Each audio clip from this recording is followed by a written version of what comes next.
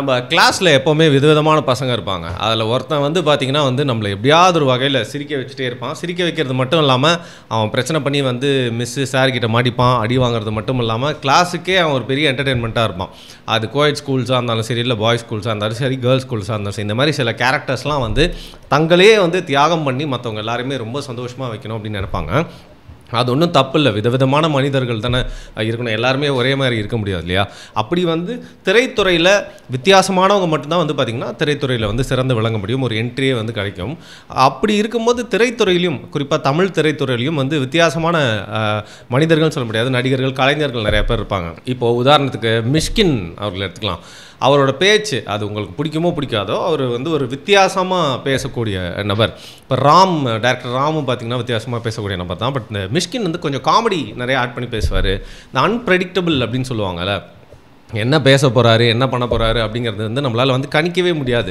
இந்த மாதிரி நபர்களெல்லாம் அவரே பார்த்திங்கன்னா வந்து அவர் சம்மந்தமே இல்லைனா கூட எவ்வளோ நிறைய ஆடியோ லான்ச்லாம் வந்து ஏன் கூப்பிடுறாங்க அப்படின்னு பார்த்தீங்கன்னா, வருவார் மனுஷன் வந்து அவருக்கு 4-5 விஷயம் தெரியும், பல புத்தகங்களை படிச்சிருக்காரு. அது மட்டும் இல்லாமல் அங்கே ஏதாவது கொஞ்சம் கான்ட்ரவர்ஷியலாக மட்டும் இல்லாமல் ஐ கேச்சிங்காக ஏதாவது வந்து பேசுவார். எல்லாருமே வந்து நோட் பண்ணும் விதமாக ஏதாவது பேசுவார். அது ரொம்ப என்டர்டெய்னிங்காக இருக்கும். குறிப்பாக அந்த ஒரு விழாக்கும் படத்துக்கும் ஒரு பப்ளிசிட்டியை கொடுக்கும் அப்படின்னு. அந்த மாதிரி வந்து சார் நீங்கள் வரவும் வேணாம், அப்படி வந்தாலும் வந்து சைலண்ட்டாக இருங்க சார், எதுவுமே வித்தியாசமாக பண்ணிடாதீங்க அப்படிங்கிற இன்னொரு கேரக்டர் யாருன்னு பார்த்தீங்கன்னா வந்து மன்சூர் அலிகான் அவர்கள். மன்சூர் அலிகான் வந்து எப்போவுமே ரொம்ப ஒரு கான்ட்ரவர்ஷியலான ஒரு ஃபிகராகவே இருந்திருக்காரு. ஏன்னா அவரோட சினிமா லைஃப்பில் அவர் பண்ணக்கூடிய ரோலாக இருக்கட்டும், அல்ல அவர் பண்ணக்கூடிய மாடுலேஷனாக இருக்கட்டும்.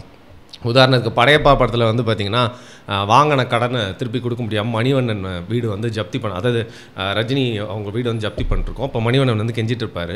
அப்போ வந்து பார்த்திங்கன்னா ஒரு ஸ்லாங்கில் எடுத்து நீங்கள் வாங்கின கடனை திருப்பி கொடுக்க முடியல அது மாதிரி வந்து பேசுவார். ஸோ இந்த மாதிரி எல்லா படத்துலையுமே அவர் வந்து டிஃப்ரெண்ட்டாக பண்ணிட்டே இருப்பார்.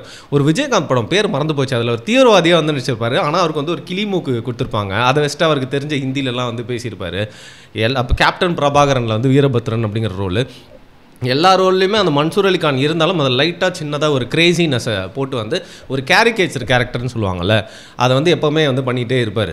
மன்சூர் அலிகான் வந்து ஒரு முக்கியமான ஒரு ரோல் பண்ணியிருக்க வேண்டியது, அது வந்து நிறைய பேர் கேள்விப்பட்டிருப்பீங்கன்னு நினைக்கிறேன்.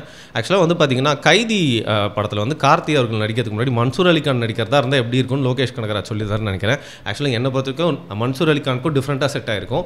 ராஜ்கிரனும் அந்த கேரக்டர் பண்ணி தான் வந்து டிஃப்ரெண்ட்டாக இருந்திருக்கும். ஏன்னா உட்காந்து அந்த பிளேட்டில் போட்டு பிரியாணி சாப்பிட்ற மாதிரி, அந்த நல்லி எலும்பு கடிக்கிற மாதிரி இருந்தால் அதுவும் ஒரு மாதிரி யூனிவர்ஸ்க்கு செம்மையாக கனெக்ட் ஆகிருக்கும்ல.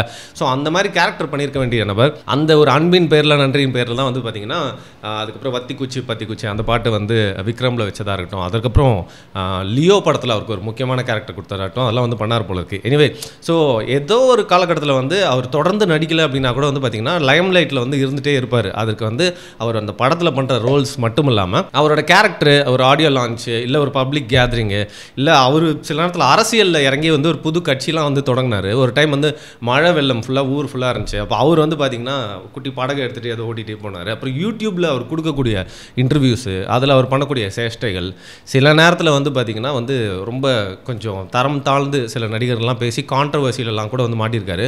ஸோ குட் அண்ட் பேடாக எப்போவுமே மன்சூர் அலிகான் வந்து அவரோட டிஃப்ரெண்ட்டான கேரக்டருக்காக வந்து லைம் லைட்லேயே இருந்திருக்காரு.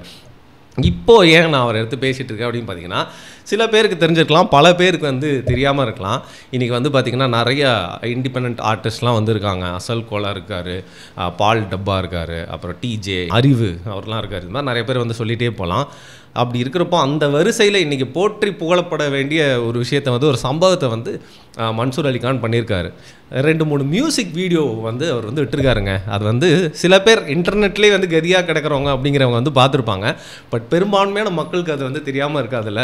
ஸோ சில பேர் பண்ணக்கூடிய விஷயங்கள் எல்லாமே ரொம்ப ப்ராப்பராக ஆர்டிஸ்டிக்காக இருக்கும். சில பேர் பண்ணுறது வந்து நல்லாவே இல்லை அப்படின்னு சொல்லிட்டு பார்க்காமலே கடந்து போயிடலாம். பட் மன்சூர் அலிகான் பண்ணியிருக்கிற இந்த 2 சம்பவத்தை, அந்த 2 வீடியோ நான் வந்து பார்த்தேன். அதை வந்து என்னால் வந்து நான் சத்தியமாக இப்போ ட்ரால் பண்ணுறதுக்காகவோ இல்லை நிஜமாகவே வந்து பாராட்டி மெய் சிலிர்த்து அப்படிலாம் பேச வரல. I just wanted to do this video. அவர் வந்து இது பண்ணியிருக்காரு, எனக்கு இதை பார்த்தேங்க, நீங்கள் பார்த்தீங்கன்னா உங்களுக்கு என்ன ஃபீல் ஆகுது அப்படின்னு சொல்லிட்டு. ஏன்னா எனக்கு அதை பார்த்தா வந்து ஈஸியாக நல்லா இருக்குன்னு சொல்ல தோணல, கலாய்க்கணும்னு சொல்ல தோணல, அப்படியே அதை கடந்தும் போக முடியலைங்க. அந்தளவுக்கு உங்களோட மனசுக்குள்ளே போயிட்டு அதில் ஒருத்தர் போட்டிருக்கான் சூப்பராக கமெண்ட்டு. அதில் 2 பாட்டில் ஒரு பாட்டை பார்த்துட்டு, this is a kind of music நம்மளோட பிரெயினால் அதை வந்து புரிஞ்சிக்க முடியாது, நம்ம ஹியூமன் பிரெயினோட ரொம்ப அட்வான்ஸ்டான ஒரு பிரெயின் இருந்தால் தான் அதை புரிஞ்சிக்க முடியும் அப்படிங்கிற மாதிரி விவரித்து சொல்லவே முடியாத ஒரு க்ரீன் மேட் சம்மந்தம் வந்து பண்ணியிருக்காரு. இதில் வந்து பார்த்திங்கன்னா நாடு நம் நாடு அப்படின்னு சொல்லிட்டு நாம் நாட்டில் இருக்கக்கூடிய விளையக்கூடிய விஷயங்கள், நம்ம நாட்டின் வளங்கள், அதெல்லாம் வந்து குறிப்பிடும் விதமாக வந்து பார்த்திங்கன்னா ஒரு மியூசிக் வீடியோ பண்ணியிருக்காரு. அதில் வந்து க்ரீன் மேட் அப்படிங்கிறத வந்து செம்மையாக வந்து யூஸ் பண்ணியிருக்காரு. நிறையா யூடியூபர்ஸ் வந்து பார்த்திங்கன்னா க்ரீன் மேட் அப்படிங்கிற ஒரு டெக்னாலஜியை அந்த ஸ்க்ரீனை வந்து பார்த்திங்கன்னா சூப்பராக ரொம்ப இன்னோவேட்டிவாக க்ரியேட்டிவாக யூஸ் பண்ணி யூடியூப்பில் பல வித்தியாசங்கள் மாயாஜாலங்கள்லாம் பண்ணியிருக்காங்க. இன்ஃபேக்ட் வந்து 300 படத்துக்கு அப்புறம் பார்த்திங்கன்னா க்ரீன் மேட் அப்படிங்கிறத வந்து எல்லாருக்குமே நிறையா பரவலாக பேசப்பட்டு இந்தியாவிலையும் அதை வந்து ரொம்ப அதிகமாக யூஸ் பண்ண ஆரம்பிச்சிட்டாங்க. அதுக்கு முன்னாடி க்ரீன் மேட்லாம் வந்து யூஸ் பண்ணியிருக்காங்க. ஆனால் யூடியூப்பில் வந்து க்ரீன் மேட்டை நீங்கள் எவ்வளோ பேர் வேணால் யூஸ் பண்ணியிருக்கோங்கடா, ஆனால் நான் க்ரீன் மேட்டை பார்த்த விதமே வேறடா.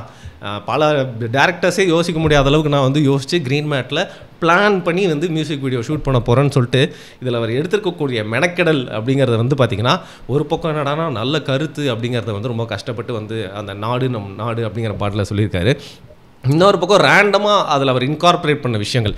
இன்னொன்று ஆக்சுவலி இந்த நாடு நம் நாடு கூட விட்டுருங்க, அகம் பிரம்மாஸ்மி அப்படின்னு ஒரு பாட்டு, அதில் வந்து பார்த்திங்கன்னா லிரிக்ஸ், அதாவது டிஆருக்குலாம் வந்து பார்த்திங்கன்னா டஃப் கொடுக்கும்போது இன்றைக்கி டிஆர் கொஞ்சம் வந்து வயது மூப்பினால் வந்து லெஃப்ட்டில் இருக்கிறாரு.